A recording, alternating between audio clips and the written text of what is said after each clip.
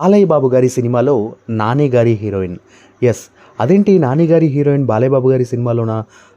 ఎవరు ఇంతకీ ఏంటి? అసలు ఏ మూవీలో అని ఒక డౌట్ అయితే రావచ్చు కదా! ఇక లేట్ ఎందుకు వీడియోలోకి వెళ్ళిపోదాం పదండి.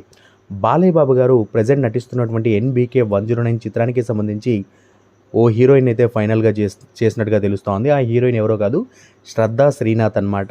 సో, మరి 'నాని' గారి హీరోయిన్ అన్నారు. ఏ మూవీలో చేసిందంటే 'నాని' గారు నటించినటువంటి 'జెర్సీ' మూవీలో 'నాని' గారి పక్కన నటించినటువంటి హీరోయినే 'శ్రద్ధా శ్రీనాథ్'.